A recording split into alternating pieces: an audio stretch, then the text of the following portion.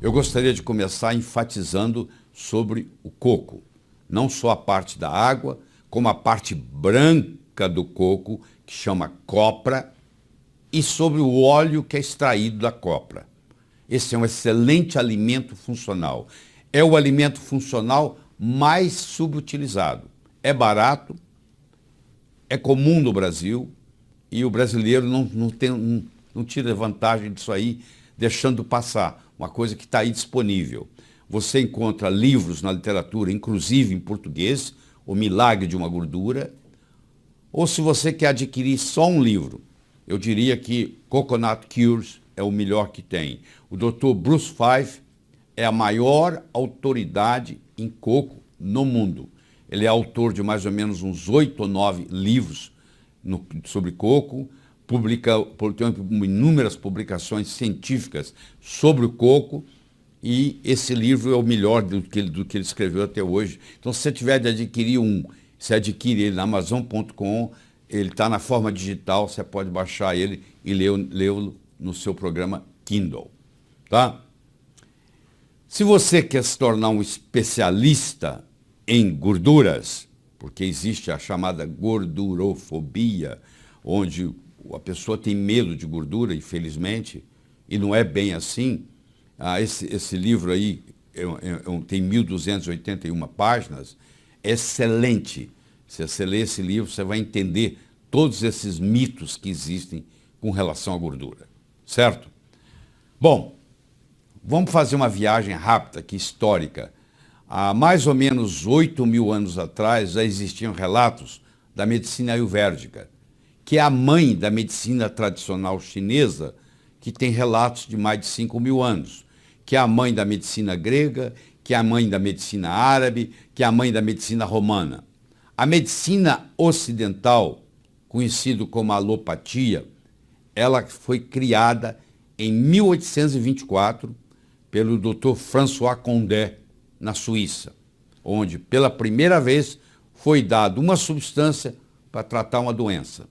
Naquela época, em 1824, o Dr. François Condé usou iodo para tratar o bócio tiroidiano.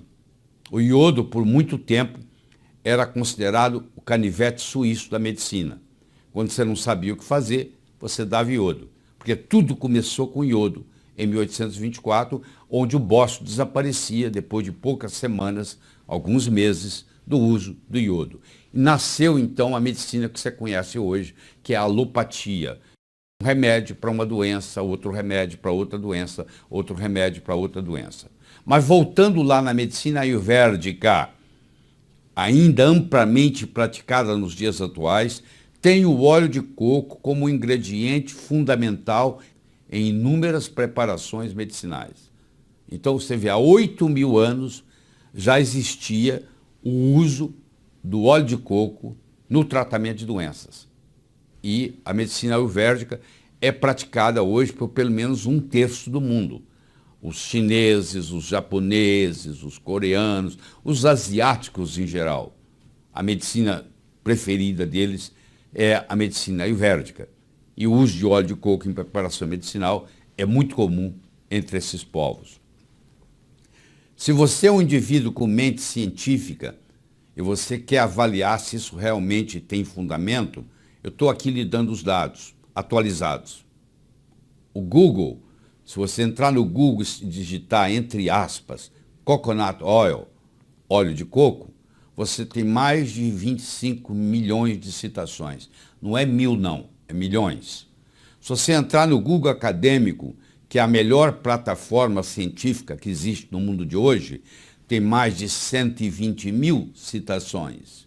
Se você entrar no mercola.com, que é o melhor site médico e o maior site médico mundial americano, tem mais de 9.000 artigos sobre o óleo de coco. Se você entrar no PubMed, que já é hoje uma plataforma mais pobre, ela é estatal, ela tem 1.808 artigos científicos. Isso eu chequei ontem, preparando para essa aula. Ela tem 1.808 artigos científicos.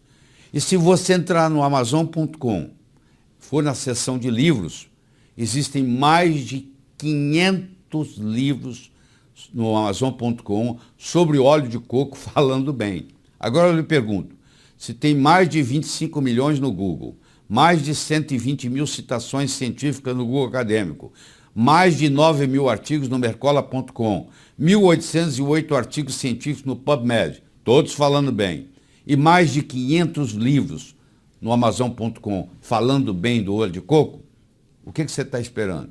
É barato, é simples, uma colher de sopa tem em torno de 14 gramas de óleo de coco, 1 ou 2 colheres de sopa por dia, você pode colocar no seu café, ele vai ficar um pouquinho mais adocicado, ao invés de você usar açúcar, porque o coco também tem a sua própria açúcar, e você vai estar fazendo um grande bem, principalmente para o seu aparelho cardiovascular, como nós vamos ver aqui no decorrer dessa apresentação.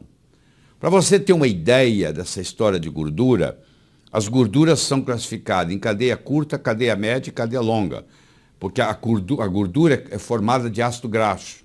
Eu tenho ácidos graxos de cadeia curta, acético, butírico, capróico. Eu tenho ácidos graxos de cadeia média, caprílico, cáprico, láurico. E eu tenho ácidos graxos de cadeia longa, mirístico, palmístico, esteárico.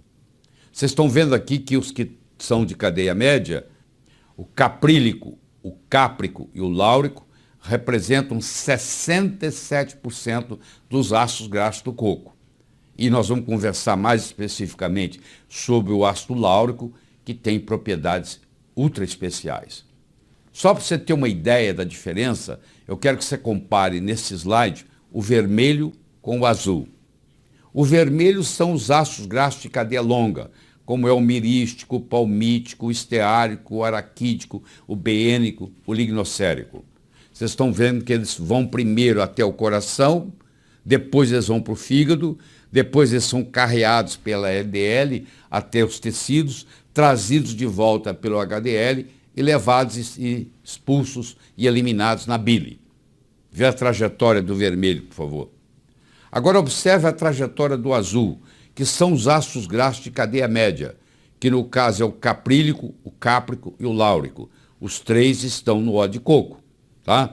Você vê que eles têm um percurso totalmente diferente. Eles vão pela veia porta, vão até o fígado diretamente, ao invés de passar lá pelo sistema periférico e voltar no fígado, como é o caso do vermelho, o azul vai direto para o fígado. E eles não são armazenados, eles vão ser transformados em energia. E eles são termogênicos, ou seja, eles contribuem para o processo de emagrecimento. Quem falar para você que óleo de coco engorda, não entende de bioquímica, não entende de nutrição.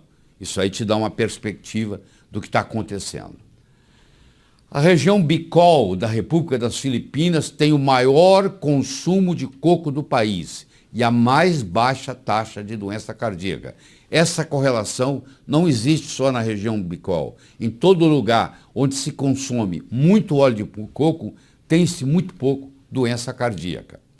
Os efeitos benéficos da água de coco nos níveis de HDL. Se você ingere água de coco diariamente, você vai aumentar o seu HDL, que você conhece com o nome de colesterol bom. Então a água de coco também tem um efeito terapêutico muito grande e tem aí publicações mostrando nesse slide para você ver. A gordura predominantemente no coco é saturada, de cadeia média, caprílico, cáprico e láurico. Esses três, que são de cadeia média, constituem 64% da gordura que existe no coco.